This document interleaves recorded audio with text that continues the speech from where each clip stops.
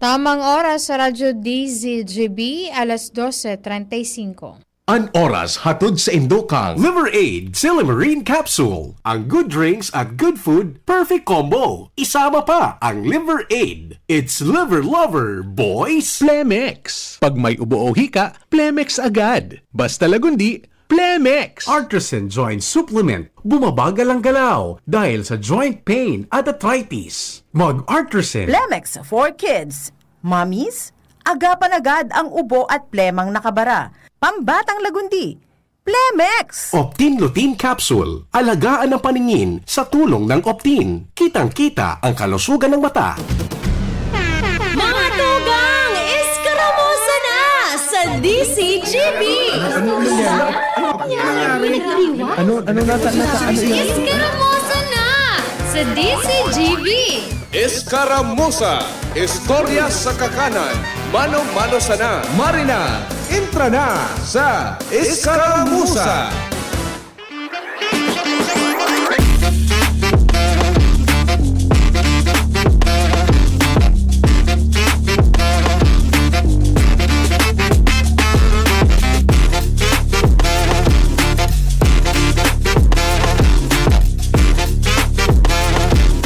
Nakapanglinig na po.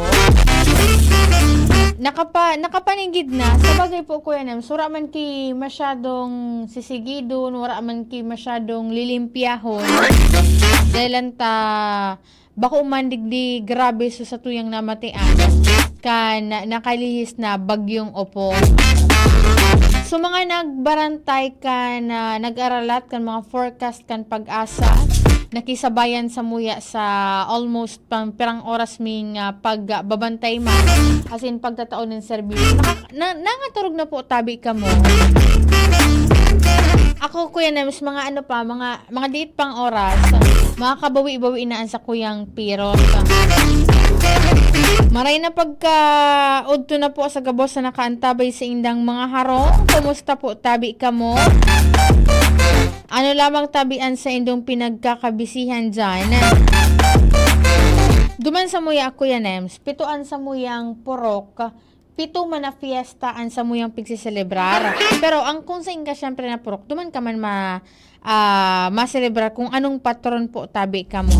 Ngunyan, duman Kuya Nems sa purok 7, kung hain niya ka bugtak sa muyang high school.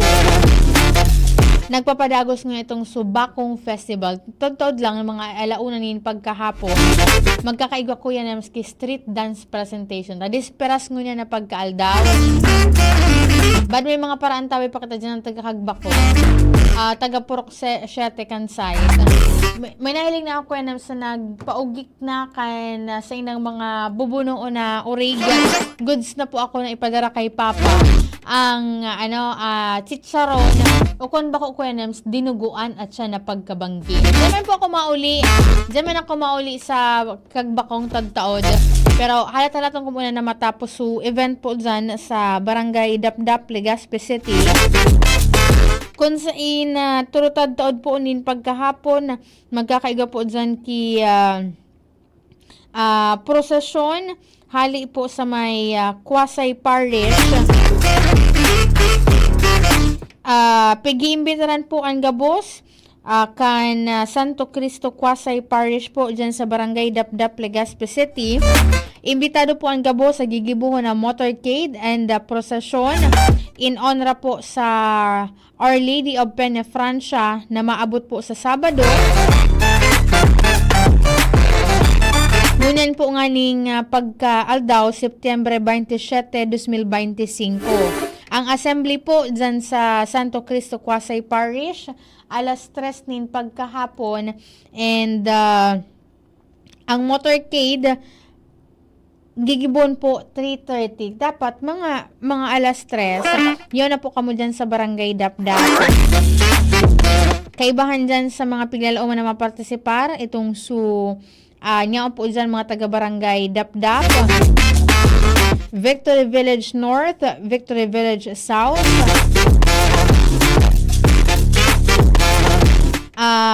Dyan sa Lamba, San Isidro, Puro, Asin Camellia. Tapos pag 4:30, magkakaiga po tabi foot procession hali sa may Sitio Ginapahan o digdi sa may Ginapahan Chapel. And then pagka alas 5, magkakaiga po ni banal na misa. Kaya pwede po kamong magpasiring dyan. Turutod-taod lang. Magsimba po kamo.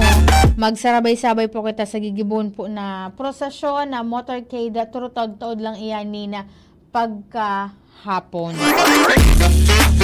Sabi ni Ma'am, ni Sir Anthony, good PM po. Pwede po pakicall sa Aleco.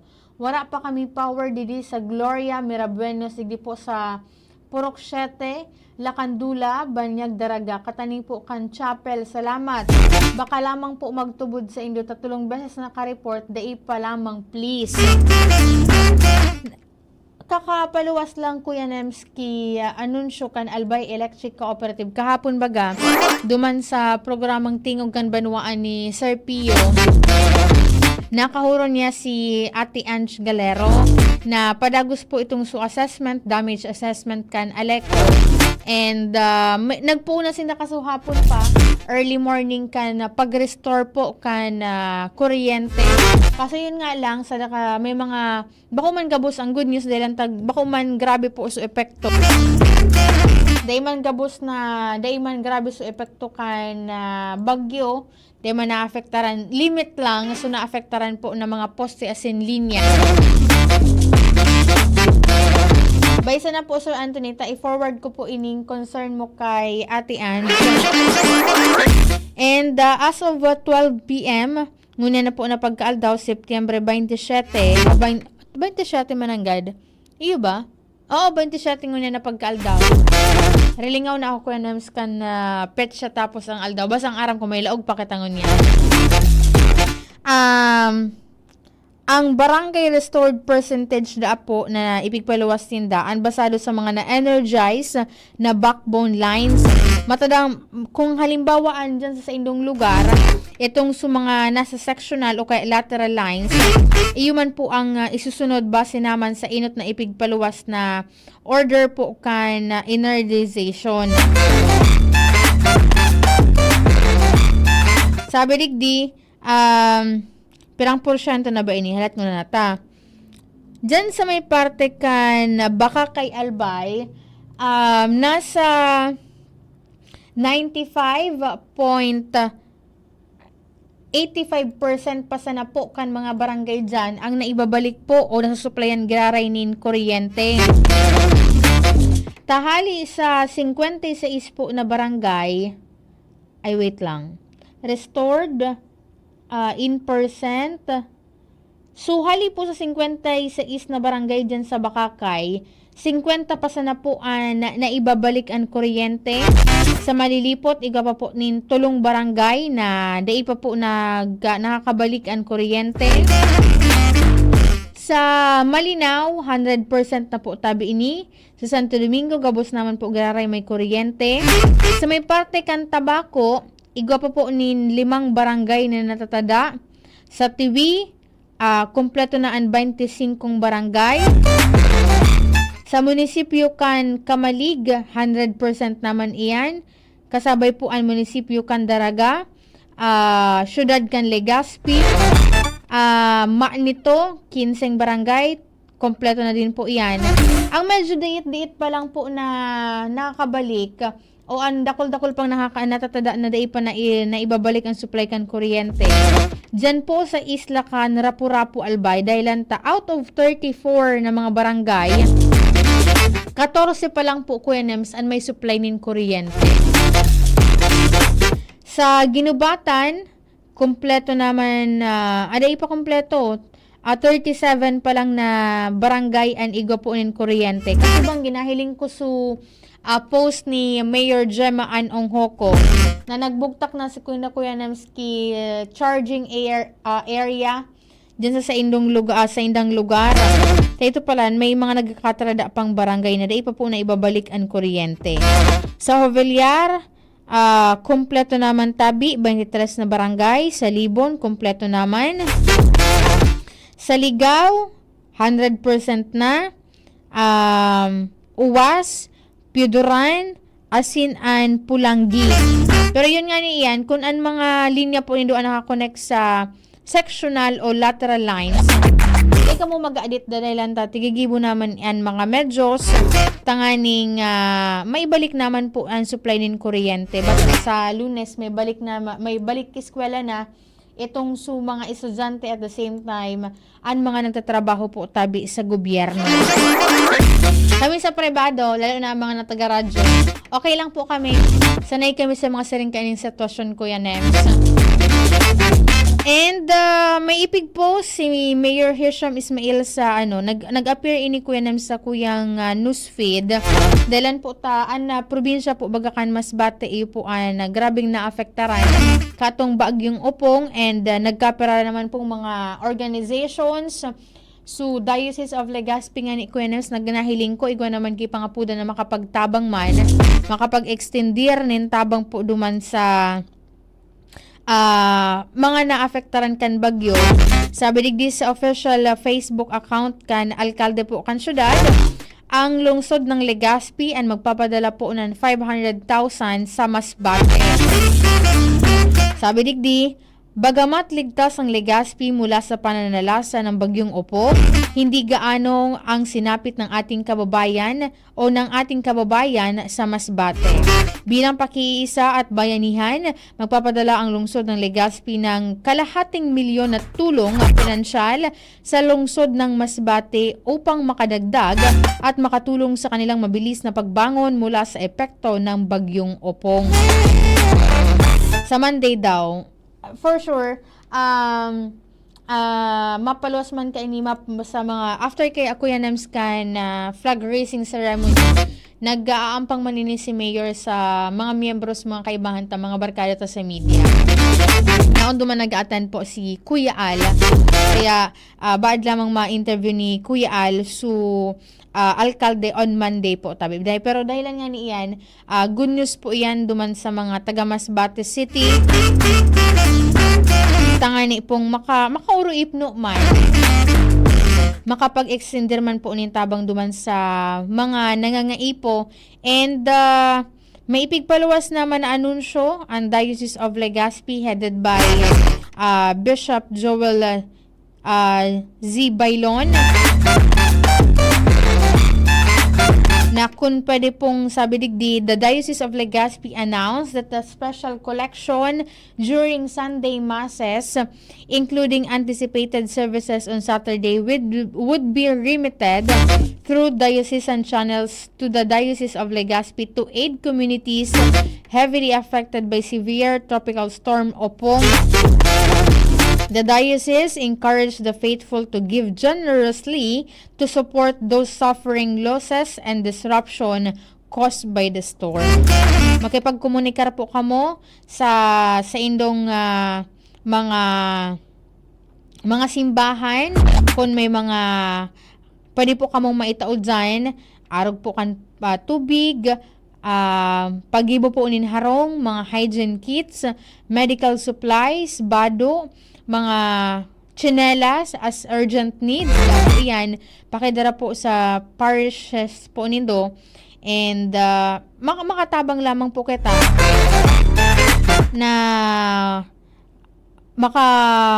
makaluway-luway man po na makarecover ito pong sugraving na afektaran kan bagyong Opong digdi po sa probinsya kan Masbate. So mga taga Coast Guard, nahiling ko kaswapo, may ibig papaluwas po sindang anunsyo hali sa indang kumandansya po dyan. Kasuhapon, dugang na 5 na mga grupo ining disaster deployable response group. And then after nga ning halion itong signal number 1 and magkaharari na po iyan. Pigtugutan man giraray o pigtugutan na po tulos ang pagbiyahe kay itong mga sea vessel ta po dyan. Kaya sabi digdi 1 hour ago, na-dispatch na po ang dugang 5 deployable response group kan Coast Guard District Bicol pasiring po dyan sa Islang Probinsya kan Masbate. para magtabang magresponde sa mga residenteng apektado kan bagyong Opong. And wala naman si nakiipig palawas, so day naki-updated na listahan kan mga stranded na mga individual as early as 8 p.m. kasuhapon, September 26. Hali na po itong mga travel advisory. Pigtugutan na po gararay na makabiyahe ito pong mga sakayan pandagat. Sabi ni Ma'am Bing Buen Bores, nakaantabay po ngunya na pagkahapon. Maray na pagkauto po sa imo ma'am, kay Emily Ariola, nakaantabay po ngunya na pagkahapon. Kay Sir Edwin Magalona, nakaantabay from Manila. Kay Sir Alvin Uy, sabi na good day. Ako, nakatulog kan mga bagyo. Kan may bagyo, 6 ng umaga na naka full volume ang DCGB sa bahay. Salamat sa Diyos, nakaligtas po tayo. Kay Ma'am Juvie Monilia Davila, nakaantabay po muna na pagka hapon. Kay sabi ni Sir Alvin Uy, Friday, September 26, naka full volume ang DCGB sa bahay. Nakatutok sa DCGB hanggang umaga ng September 27. God bless all over the world. Sabi man ni Sir Vicente Marilla, digdi po Ate Angel sa Muya sa Jovellar, igo po kay tatlong barangay na wara pa po unin kuryente. Kay bahan dyan ang Del Rosario, San Isidro, Asin, San Roque. Hali po kasi ang linya, baka po sir, nasa day sa nakasabay duman sa mga backbone line. At talaton mo sir, tatigigibuhan man po yan in action na as long as na reported na po tabi yan sa indong mga respektibong mga anong apo duman mga officials. Tapos hindaman kan magre-relay sa Albay Electric Cooperative. Sabi digdi, arin nga Ate Angel ngayang mga stations and lifted na o resume na po ngayaan biyahe. Sabi digdi, itong mga pantalan na niya ang po digdi sa probinsya kan Albay. Itong sa may parte kan Catanduanes, Camarines Sur, Asin, Sorsogon. Pero kaya ining advisory, si travel advisory, ipigpaluwas po ini, kasubanggi pa, alas 8 nin pagkabanggi. Itong sa may parte kan Masbate, lifted naman po sa suspension kan si travel advisory. Alagad, itong sa mga sakayan pandagat na ang timbang o ang gross tonnage na ang nasa 250 and below. Ang mapasiring po dyan sa may eastern as in western seaboard kan Masbate, kaibahan ang Tikaw as in Burias Island. Ang day po muna tutugutan dahil nga ni po sa siyempre, halangkaw asin makusog pa po tabian na ukol. Para sa kaligtasan man kan gabos, dapat na turutan sa kunta muna ang sitwasyon kan sa tuyang kadagatan bago po tabi kita lawod para po duman sa mga parasira tapo digdi sa tuyang palibot. Pag nahiling ni Dota, mas aram kay ako yan kan mga parasira taan sitwasyon kan kadagatan. Day na po, pag nahiling indong medyo delikado pa, manubli nang una kuya namis ki pang bakal ki panira, pang bakal ki bagas. Dahil taday man pwedeng ibuwis taan sa tuyang buhay para lang po tas syempre ang sira, pwede yan pamadakop sa mga masunod na aldaw, pero buhay ta, data naman iyan maibabalik once na data man tigahagad mabugtak po sa alangani. Maray na pagkauto kay Jasmine Bausing. Oy Jasmine, tigahanap ka ni Rosa Camila. Ngayon po yan, so intern tabaga ko yan mas nahaling rapo-rapo. Nahiling ko kasubago. Sabi ko, niyo ka marin ako nakabiyahe ka nagiraray. Ito palan ko yan mas. Niya ako siya digdi kan bagyong Opo. Niya ako siya digdi sa mainland. Kaya pala din nag-chat sa kuya, kingaya mura naman nga kami din kuryente sa rapo-rapo. Ito pala niya ako siya digdi sa sentro kan Legazpi. Jasmine Bausing, haing kang unyan, magbilang kada magbilang ka kipasi. Maray na pagkauto dyan sa, di ko aram kung nasa West Coast ining babaying ini. Wala pa ako biki balita duman sa pighahapot mo sa kuya.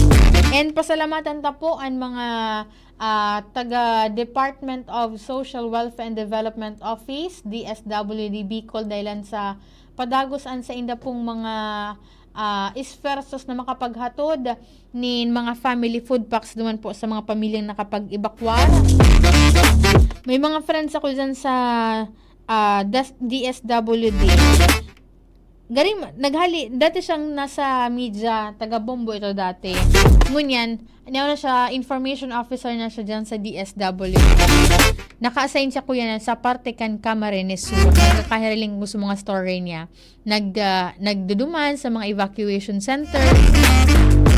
Nag-check kan mga bagay-bagay na dapat na may itaupo duman sa mga nag-evacuar na pamilya. And paragos man sila sa pag-update sa indang official Facebook page. Manungod po sa ipigtatao man ng mga ayuda.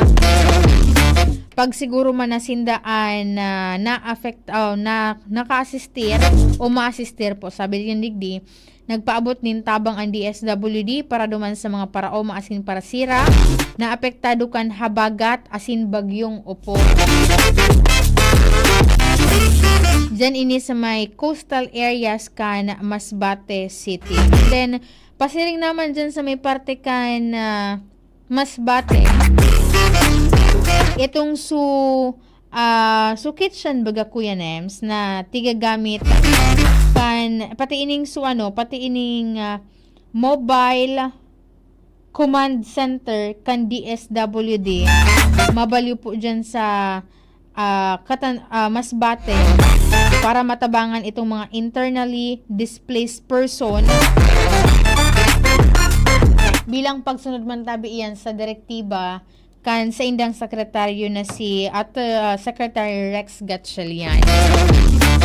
Maray na pagkauto and salamat tunon po permi sa Robvax Animal Bite Center. Early morning Kuya Nems. Hali ako duman kay Ma'am Tet. Maski wala si Ma'am Tet. Tigbabakunahan ako duman Kuya Nems. Sa early morning para daam ako asi papaki pamahawon. Pag atras niya Kuya Nems. Sukuting baga. So babying cat nakagat ng gada. Makaskaso na ko pa siring dyan sa Robvax Animal Bite Center. Kasinda po kasuhapon pa, mga alaunan yun pagkahapon. And then dyan sa may Masbate. Ito garing nahapot si Ma'am Tet kung dyan ba sa Masbate, so sa indang branch dyan, taram ko igwa, kung open na po bagang ngunya na pagkaaldaw. Sana daiman na grabing naafektaran su branch dyan kan Robvax Animal Bite Center sa probinsya po kan Masbate. Asa kuyang kapartner po sa Radio Technical si Kuya Nems Flora, sa IT si Jerome Nico Martinez. Ako po si Enzo Mustaza. Bye-bye. Mga tugang, abangan ta ang pinakabagong programa digdi sa